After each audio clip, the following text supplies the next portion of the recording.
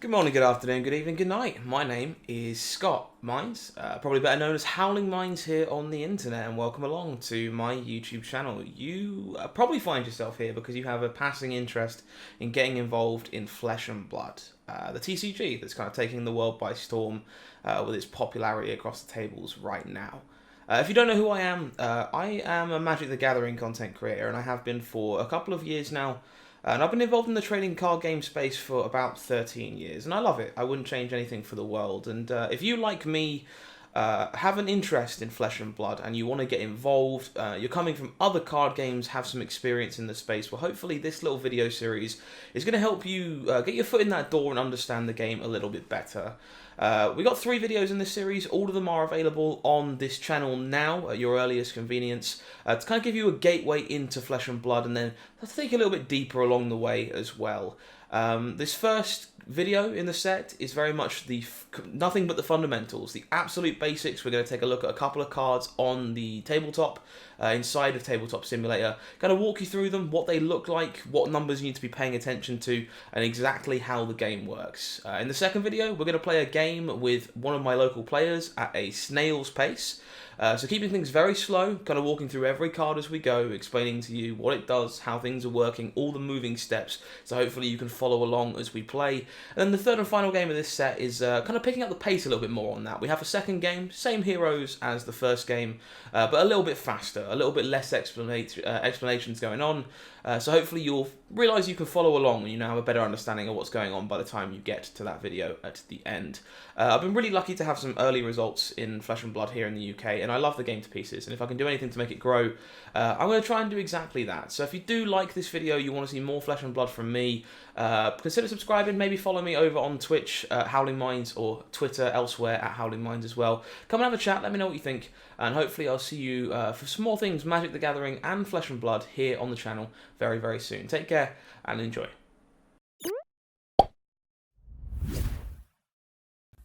Ta-da! Yeah, I have one of my locals coming to play some games with me very, very shortly, and we're going to learn together, which should be very sweet. So, looky, we have a screen. Now, for those who are used to Magic Arena or other online clients, I'm afraid we don't get anything quite as smooth when it comes to Flesh and Blood outside of paper. The card game's kind of named that for exactly that reason. They're really big on making sure we play in the Flesh and Blood. It's about the community, it's about the gathering and playing in person. But that does mean that we have alternatives. We have access to Tabletop Simulator, a fantastic game program provided by Steam, for which somebody has programmed a usable client, but it is very much a do-everything-yourself style client. There is some automated buttons and coding to help us with that, but it is very manual, so you're going to find we're playing a card game much like you would in paper, to be honest, while having everything held and kind of moving everything around the hard way. That being said, this is kind of the game board you're going to find yourself coming into if you decide to try out this game on Tabletop Simulator. Now, there's a lot of things here, but there is no need to panic. For the most part, these are here for ease of access when we get into gameplay. Not everything's required, and things do look mostly more simple than you would think. Playmats have a lot of zones for a lot of different things. We're going to break those down for you, but for the most part, this central area you see here with the 2 playmats on them one way or the other is very much the kind of area you'll play a game of Flesh and Blood in paper. We have those playmats for that reason. Everything else off to the sides is some nice background. Don't touch my cold foil prism. Yeah, leave the cold foil prism alone. Everything else in the background, all the tokens, all the dice, all the life counters, they're very much just here for ease of access on the client, and won't look quite as messy when we have perfected things in the future. So, from the very beginning, what is Flesh and Blood? Well, Flesh and Blood is a hero-based TCG. So if you don't know what that means, the idea is really simple. I play as a character, you play as a character, our characters don't like each other very much. We're going to try and take each other's head off in a fist fight to the death. Really simple stuff intrinsically. We kind of get to embody a character and their class and all the things they do and get into a fist fight or a ranged fight or a magic fight with an opponent. Now, how exactly do we go about doing that? Well, we're going to start by taking a look at the heroes of Flesh and Blood. You'll find they always end up sitting in the dead center of a playmat. In this case, we are just down here. So we're going to take a zoom in to Viserai Runeblood in this particular case, who's the hero that I'm going to spend a little bit of time playing this evening.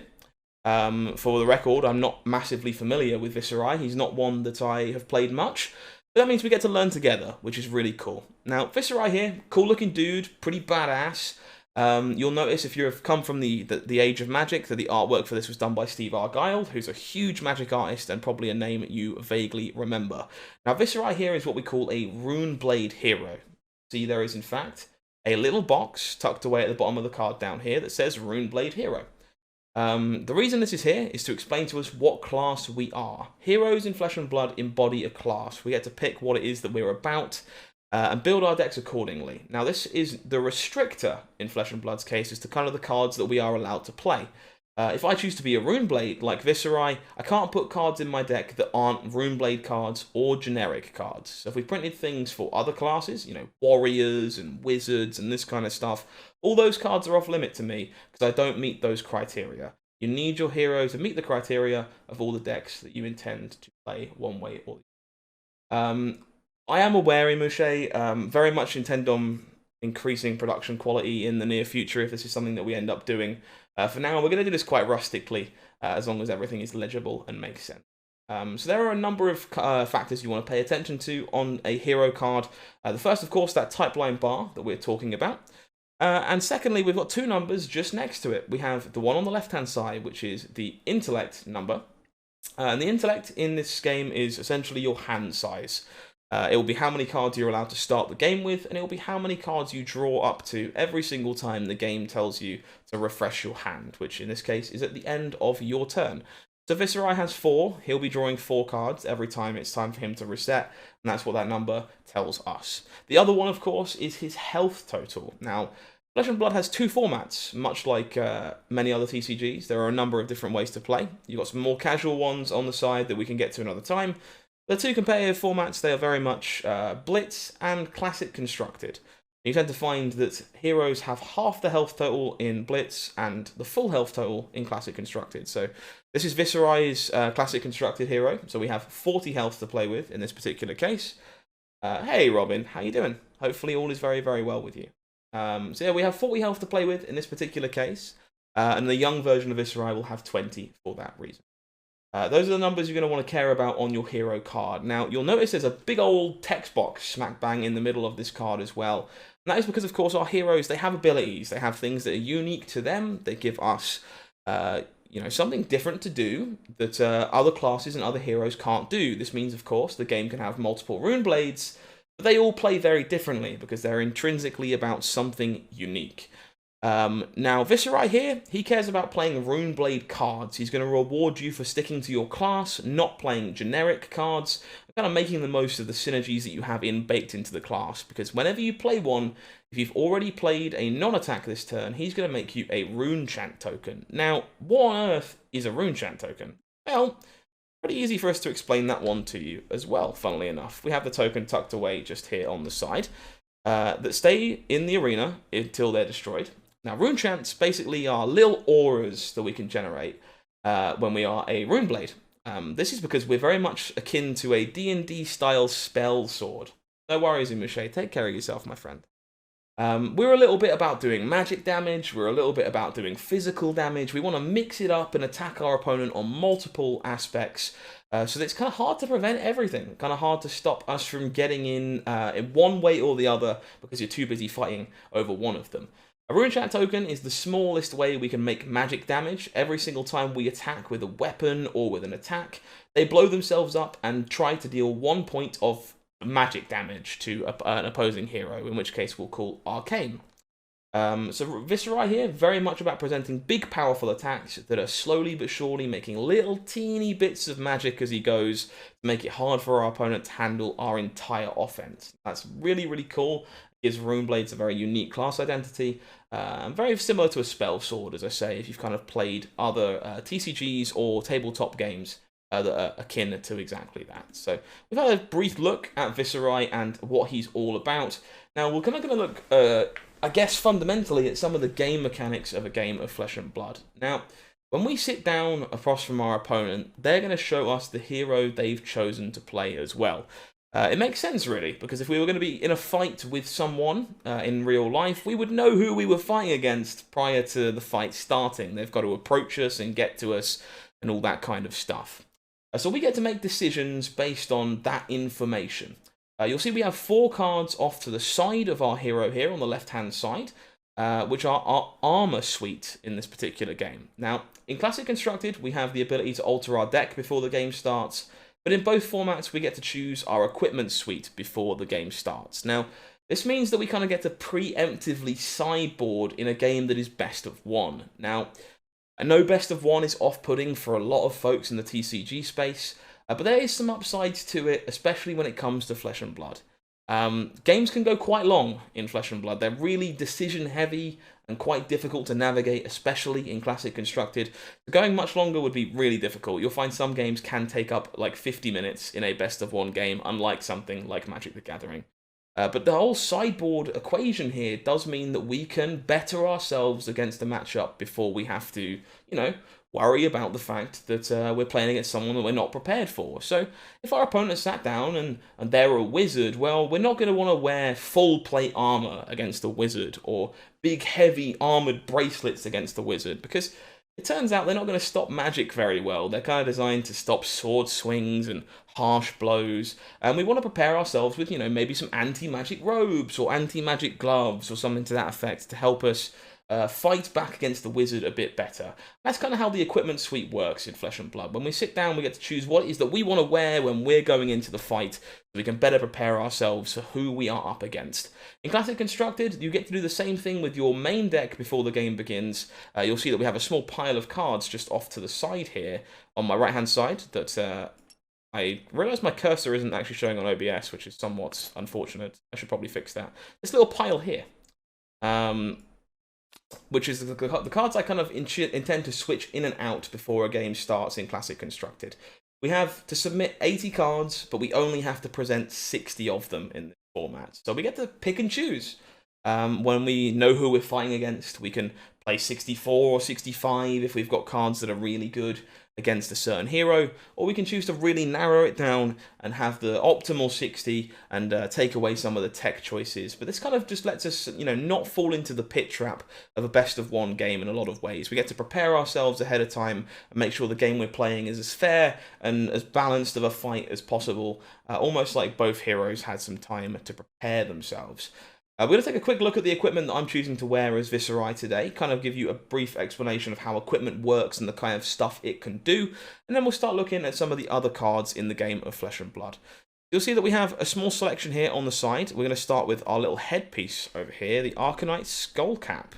So we're wearing a big horned armoured helmet in this particular case. So you'll notice if we look at the bottom type line, much like our hero, that we have some qualifying factors to be able to wear this piece of equipment. So Arcanite Skull Cap is a generic piece of equipment, and it is a piece of head equipment. So anyone can use this, it's generic, anyone can wear it, it's completely up to them, but we can only put it in the slot for our head. Unsurprisingly, you can't wear a helmet on your feet. It doesn't really help you very much in terms of the fight. So you'll find we have slots for armor, and they will tell you where they belong. In this case, you're allowed to wear 1 headpiece, 1 chest piece, 1 arm piece, and 1 leg piece, which is pretty intuitive for the kind of armor you would expect to wear. Now, what can we be expecting armor to do? Well, armor does a lot of different things. You'll find as you go deeper into Flesh and Blood, you could wear stuff for a lot of reasons. Maybe it's good at preventing magic damage. Maybe it's really good at blocking physical damage. Or maybe it just has some really powerful, unique effect that you want to have on access to on demand, and that's why you choose to wear it and give up being able to block so well in exchange. Arcanite Skull Cap is a piece of equipment you're going to see a lot. It's quite a popular one because it is a generic headpiece that blocks really, really well. So Skull Cap says if I have less health than my opponent, it blocks for 1 more, and it also gains the keyword Arcane Barrier 3, so it makes us good against magic as well if we have less life than our opponent. It also has a word called Battle Worn, which means when it defends, it gets little -1 counters put onto it to stop it defending for as much in the future. So it blocks 1, which you'll see in the bottom right-hand corner. We have a block value for this equipment to show you how it's used and how much damage it can prevent. And if we're on a lower life total than the other person, it can block for 2 instead. So Arcanite Skullcap, very strong choice, tends to just try and block 3 damage. It'll block 2 the first time and then 1 the second time because it's only had 1 counter put onto it. And that's a really big number in terms of physical damage being prevented by a headpiece, which you'd kind of expect for a horned helmet made of steel that should be good at protecting you from damage in a fight. Skullcap also really cool because in a pinch, if you're really desperate, it can help you against magic as well, which is something that's kind of hard for an equipment to do. It doesn't tend to do both pieces. We'll take a look at the chest piece in this particular case. We have Bloodsheath Skeleta. Very, very cool piece of artwork here. It's one of my personal favorites. You'll find, of course, Runeblades as a class get some really dark, morbid-looking stuff. And that's kind of what we fall into here. So you'll see this is a Runeblade piece of equipment. So only Runeblades get to wear this and no one else, which makes kind of a lot of sense given how grimdark it is, really. But it is a chess piece, which is where it belongs and what it does. We look at the block value in that bottom corner. It can block for a total of 2 if it wants to, which is really cool. And worth noting that it will have a slightly different way of blocking on it in a moment. But it has some unique abilities that are going to let us reduce the cost of our attacks based on how many rune chants we have, which is a really powerful effect in Flesh and Blood. Unsurprisingly, if you've come from other card games, you'll know that cost reduction is always really good, always really powerful at making stuff cheaper. And that's very, very much what this card is about. You get to kind of blow it up and one time reduce the cost of stuff, depending on how many rune chants you've made. So it rewards you for doing the thing the hero wants to do by bringing the cost of all your big cards down. It also has a different word called temper along the bottom here, which can kind of show you some of the different ways in which armor works in Flesh and Blood. If you defend with Skeleta, it gets that -1 counter, much like Arcanite Skullcap. But if it goes all the way down to 0, it's going to blow up, which is really bad for a card like this. You want to use that ability that you put it into your deck for. So you kind of get to block with it for 2 once, and then if you've got to block with it again, it's only blocking for 1 and you're losing that ability, as opposed to something like Arcanite Skullcap, which is going to be there the whole time and not get destroyed. So interesting little trade-off in terms of what you can do. And Skeleta very much a good example of the, do I want this ability or do I want to save myself some health? Very unique little dynamic that we find ourselves. We'll look at the arms here. We have the Grasp of the Arknight.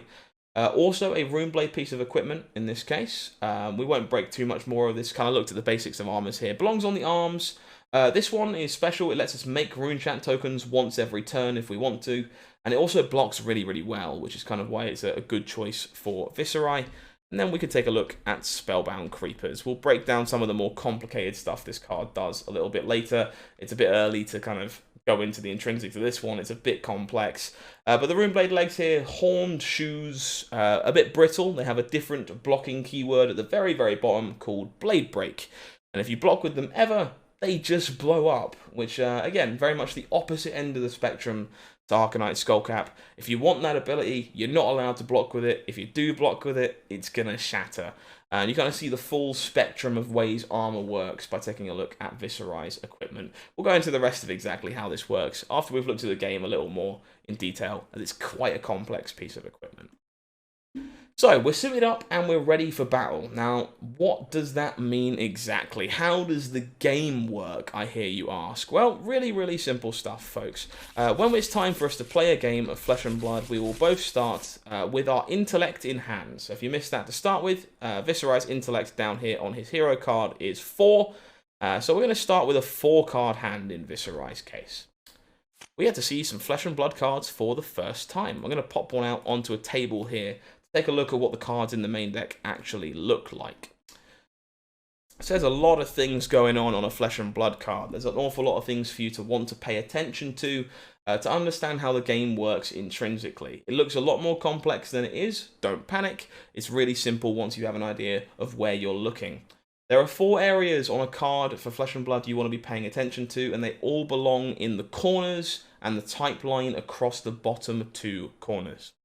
You'll see that much like our heroes and our equipment, we have an explainer and a definer as to what we're allowed to have in our decks. Come the Arknight here, really sweet piece of artwork, but it is a Runeblade action, which means it is only going to go in Runeblade decks and it can't go anywhere else. More importantly, there's a line of text on this one that says it's a Viserai specialization, which means of all the Runeblades, only Viserai gets to play it. No one else gets to. It's very much his story arc and his pivotal piece. So very much balanced by the fact it is tied exclusively to one hero. If we look at the four corners, we'll see that we have a couple of different things we can look at. Top left-hand side, we have three big old dots or hearts, if you can see them in detail. These are the resource system when it comes to Flesh and Blood. Unlike something like Magic, we're not drawing lands, we're not drawing ways to play spells. We are very much able to make and generate resources by pitching our cards away. We can put them into their own little pitch pile, get rid of them, not play them, to generate resources to do things. And that's kind of how the game is going to operate. You're going to find we need those resources to pay for our cards and to do very powerful effects. And it's a very fine balancing act between using the card for what's written on it and using it to pay for other cards. The top right-hand corner here is how much it costs to play this card. Now, Become the Arknight, costing you a grand total of 0 in the top right-hand corner. Really sweet that that's the case. Kind of gives you an idea of maybe this card is resource intensive, or maybe it needs to be free to make the effect good. Much like cards like Ornithopter and similar in Magic, it's definitely a case of zero cost cards, I should say, aren't a problem, but definitely the kind of thing you want to see if you're looking to do things on the cheap. The other two numbers we pay attention to, in this case, the bottom left-hand corner is big old blank. It has nothing in it.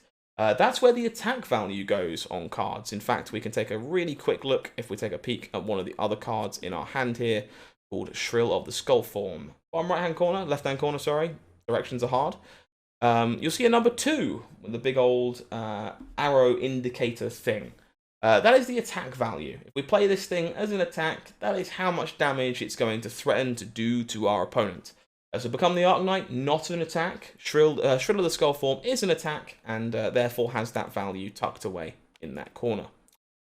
And the last one, of course, is in the bottom right-hand corner. Become the Arknight here, showcasing the highest value you'll find on most cards. This is how much you can block for. So again, cards in Flesh and Blood do everything. So it's very much about assignment of role. What do I want this card to do for me right now? Do I want to play it for the text on the card? Or do I want to play it to block? Or do I want to play it to attack? Or do I want to use it to pay for other stuff? With your cards being so versatile and giving you so many options, there is no mana screw, there is no, unfortunate nature of stuff like that. But it is way more complex to decide how you want to use your cards, why, and where they're at their most valuable. Really, really important to understand. So, we'll start things off by looking at an attack to explain how the game works. We're going to grab the one that we had a minute ago in Shrill of the Skullform, because we'll have briefly looked at it, to give you a better idea of how these things work. So attack cards here, they have some text on them, normally. They normally tell you what they'll do if you want to hit your opponent with them, or if they do something else along the way. The Shrill of the Skullform here, a Rune Blade action, and it's an attack. Tells you along the little bottom line there as well.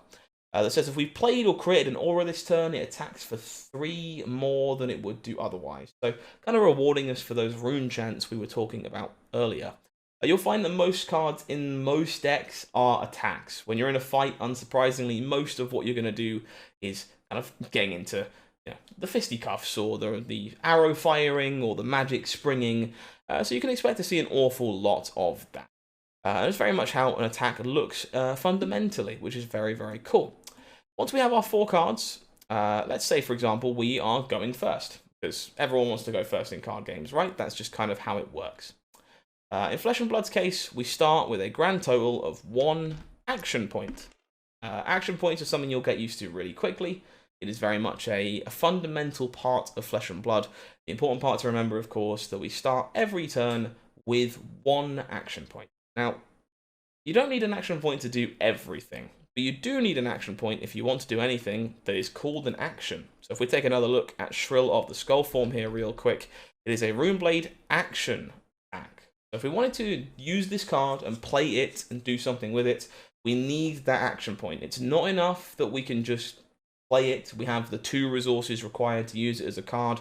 We're going to need that point too, otherwise we are not allowed to do it. You'll find, however, there are a number of cards that do not have action in that type line. They have another type of card that is not an attack or not an action. And those are the kind of things that don't require an action point to do. They're normally referred to as instants or sometimes attack reactions or defense reactions. We'll get into those a little bit later on, but those don't necessarily require you an action point to do. For now, the important part to remember, if you see the word action, it's going to need an action point to play. We have one at the very, very start of the turn. So we'll find that we have the ability to do a number of things here. We're going to choose how we want to, attack our opponent. Well, in this case, let's start things off really, really simply with the two cards we've been looking at. Maybe I just want to send Shrill of the Skull form at my opponent as an attack. Well, what I would do, we know this costs 2 to play, just by the nature of the top right-hand corner. So if I wanted to use this Become the Arknight for resources, I would pitch it to my pitch zone, which is right next to my deck, just here. It pitches for 3 because it is a blue card, so we would be spending 2 of it and having 1 left over. And we would put our attack on the combat chain. Now the combat chain is this big old square you see in the middle of playmats. It's actually one of my little favourite features about Flesh and Blood, is that the playmats you tend to pick up from events or online, the 2 little boxes, they meet up in the middle and create a combat chain for you for both players to share, which is really, really cool. Attacking is as simple as putting the card you want to play onto the combat chain. We're going to say we spent our action point to do that, and we spent 2 resources for which we paid with Become the Arknight. So now, this card would be threatening our opponent for 2 damage, the attack value we see in the bottom left-hand corner. Now 2 is not a lot, especially when you see that in this format, we're starting on 40 health, but every little bit adds up. So it's definitely important to remember exactly that. Now, we would end up in the spot where our opponent could choose what they want to do about this attack. Maybe they just want to take it to the face. If that's the case, we would just move to damage and they would go to 38. However, most of the time, your opponent is going to want to block some of this damage. Turns out, being punched in the face, not particularly nice, not particularly enjoyable. And if that's the plan, they will have what we call the blockers step, where they can choose how they would like to block. Now, how do you block in Flesh and Blood? Well, all we have to do is take the card we want to block with, if it has a block value, and pop it in front of the attack on the combat chain, much like you see here.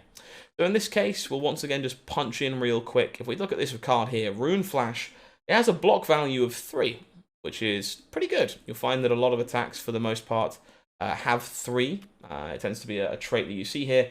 This is how much damage it will prevent if we choose to block with it instead of doing anything else. So in this case, all was said and done. This attack is attacking for 2. This is blocking for 3. None of that damage would go through. Our opponent would have successfully blocked this attack out. However, there are a couple more steps to an attack on the combat chain. We have what we call the attack reaction step, which comes first, and the defense reaction step that comes second. Now, they're really simpler than they sound. It's another one of those things that kind of waffling on about all this in one sitting makes it quite hard to indulge. And I'm kind of hoping the gameplay portion is going to make this a lot easier to follow for a lot of folks. But I kind of just want to talk over everything so I have some stuff to grab when it comes to making guides in the future. Attack reactions, the step that comes first is for the attacker. Here we're the one doing the attacking, so it would be for us. And the game basically asks us, hey, do you have anything you want to do to change how this attack is going to go? Do you have any effects you want to play to make it bigger? Do you have any effects you want to play to change what it does? That kind of stuff. Most importantly, we don't get to play actions in the attack reaction step. You're only allowed to play 2 types of cards here. They have to be called attack reactions, or they have to be instants. Otherwise, we're not allowed to do them here. So you'll find, most things that change the power of an attack or change the effect of an attack, well, they're one of those card types. And we'd be allowed to play them here if we wanted to, much like any other card. We would pay the cost and put it onto the combat chain as an effect, much like on top of this attack to showcase that's what we wanted to do. In a similar vein, the defense reaction step is, unsurprisingly, the counterpart of that. The defender gets to go, hey, is there anything you want to do to change how this fight is going to happen? And they will have similar rules to play by, instants only, or what we call defense reaction. They can play to increase the amount they're defending for. you'll find a lot of the time there's a lot of give and take in trying to trick people into not blocking enough to cause big effects to happen or push a lot of damage. That's something you kind of get used to the more you play Flesh and Blood. The important part to remember is if people do things in those steps, the other one has to happen again. So even if I do nothing in attack reactions, if my opponent does something in defense reactions, I get another attack reaction step to attempt to do something in case, maybe they've changed my mind based on what they did in defense reactions. Very much the same. If we, do something in attack reactions, they do something in defense reactions, we do something in the second lot of attack reactions, they'll get another defense reaction step too, to make sure that there's always a chance for them to kind of play around the next aspect of stuff and not get completely punked out. That being said, if both players agree that nothing is going to change, and both pass priority, we'll just go to damage, and people will take damage as they are supposed to. What's like. In this case, no one will be taking any damage. We'll have correctly blocked this. Now, this is pretty linear for the most part, right? We've spent our action point. Well, what else are we supposed to do? We didn't use all our cards. We didn't do all our stuff. We don't have enough actions. What are we supposed to do about that? Well, Flesh and Blood has a small system to help you get around that. Of course, we have things like instants, we have things like attack reactions to make full use of your hand every turn, but we also have a really important keyword that's kind of demonstrated on this attack here called Rune Flash. Now, Rune Flash is a card we can look at real quick just to look at what it does fundamentally. This one pitches for one resource. It's a red card, as they say at the top of it. It doesn't make very many resources if you use it that way, and it does cost 3 to play, which is quite expensive for a red card. But however, if we read the text box, we'll see that Rune Flash costs a whole resource less for every rune chant we have. So if we're doing what the deck is trying to do, making those auras, doing that cool stuff, this attack's going to be free a lot of the time. Now, the important keyword is the one underneath. Go again. Now, go again is a keyword you're going to see everywhere in Flesh and Blood. It kind of helps fuel the game intrinsically to let people take multiple actions in spots where they should. The easiest way to remember what go again is shorthand for is if this resolves, gain 1 action point. It's probably the easiest way for most folks to remember what this keyword essentially means. If this attack happens and it gets put onto the combat chain and nothing gets in its way or there's no tricks from the opponent and it resolves, it does damage, it gets to where it's supposed to do, you will get your action point back. Now this lets you do multiple attacks over the course of a turn. Unsurprisingly, the ninja class, all about go again. They're going to want to attack loads of times with really small attacks. And some of the bigger, beefier classes, they're not going to have very much go again whatsoever because they're going to hit you really big with a large attack or club or fist, but they're not fast or nimble, so they're not going to get to act multiple times in the same turn of the fight, and that's very much what go again represents in terms of giving you that action point back to do multiple things. It's a really powerful keyword. It's basically in every class in some capacity, and it's easy enough to remember if you just remember it basically generates the action point for you again. From a very, very basic perspective. Of course, if we go a little deeper, you'll find there's a little more to that, but we are only looking at basics to start with. Okay. So let's say we played out this little turn. We'd gone, okay, pay 3 resources here for this Rune Flash, and then maybe pay 2 resources here for this Shrill. That would be pretty good, right? We gained an action point back, we paid for everything, we got in for a chunk of damage and did some stuff. Well, that's definitely one option. But there are a few other zones to be careful of in Flesh and Blood. You'll see we have this big old square right behind our hero here. It's called the Arsenal Zone, tucked away at the back of our hero here. This is kind of how we accrue card advantage in Flesh and Blood. It's the zone where we can pop something down at the very end of the turn and save it for later. So it's there, tucked away for maybe a bigger turn. Maybe you want to keep one of your combo pieces there. Maybe you drew something to defend with on your turn. You want to save it for your opponent's turn. We can pop something there, and it means that we're going to have a 5-card hand next turn instead of having a 4-card hand fundamentally. Let us go a bit wider, do some more stuff. The important part to remember about the Arsenal is you can only play cards from it. That is very, very important. You can't block with them. You can't pitch them to pay for stuff. You can only play them. So if you put something in there, you got to make sure you can get it back out, or you're going to lock that Arsenal zone off for the rest of the game. It's only going to be 1 card at a time tucked away in there, And that's something that you definitely have to remember. Attacking twice here, maybe this was a good idea, but maybe we're supposed to attack once and save one of these attacks for later, make sure that our next turn is a little bit bigger. So plenty to think about in terms of what we can do as a player, cards in our hand. There's one more card on this board that we haven't looked at that we'll need to explain real quick in terms of what heroes can do. And then for the most part, I'm going to give my local player a nudge. We're going to shuffle up and play some games, and I'm sure you folks will have some questions, and hopefully you can follow along as we go. But the last card we haven't talked about is this little lovely one here, tucked on the side of my hero. This is my weapon, and we call it Rosetta Thorn. It's a very, very beautiful weapon, actually. I think the art on this is very, very pretty. Much like every other card in Flesh and Blood, the type line is the thing you want to be paying attention to along the bottom here. This is a Rune Blade weapon, which means it belongs in the hands of Rune Blades only. No other classes get to use this one. It is tied extremely intrinsically to them. It is a sword, much like you can tell from the artwork, and it is a two-handed weapon. Now that's important, because not every weapon in Flesh and Blood is two-handed. And if they're not, you can do what you hoped, and you can dual-wield them. If you're a ninja with daggers, well, you have 2 slots to put weapons in, either side of your hero. You'll get to wear 2 daggers if they're one-handed. But unsurprisingly, most swords are two-handed. It's kind of hard to use them with one hand. Now you'll see this gives us something we can always do. Rosetta Thorn here has an attack value in the bottom left-hand corner of 2.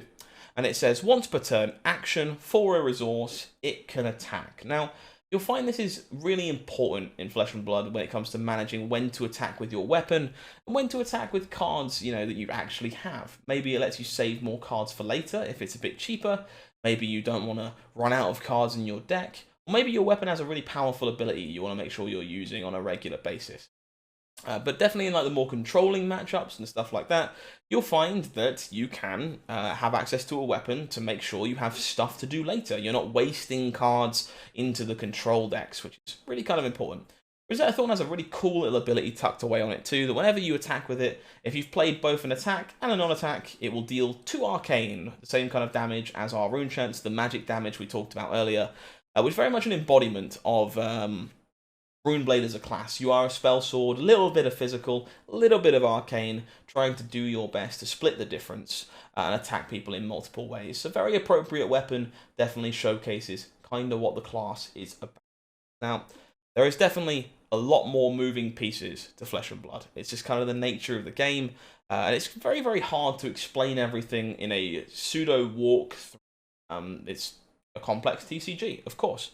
So we're going to start a game in a brief moment. We're going to walk through some basics, and I'm sure questions will pop up and you'll have things you want to ask as you go, and hopefully watching some games play out and just having me talk through them give you a better idea of exactly what this is all about, and hopefully exactly that. So I'm going to go out of my way to give my friend a buzz, one of my local Flesh and Blood players here, who's a regular of my LGS. They're going to come on board and bring in a different hero. I'm going to talk real briefly about that hero, what they do, what their difference is, and then we'll shuffle up, we'll get a game underway, and we'll learn some things together. Hopefully that sounds like an interesting little night for you. So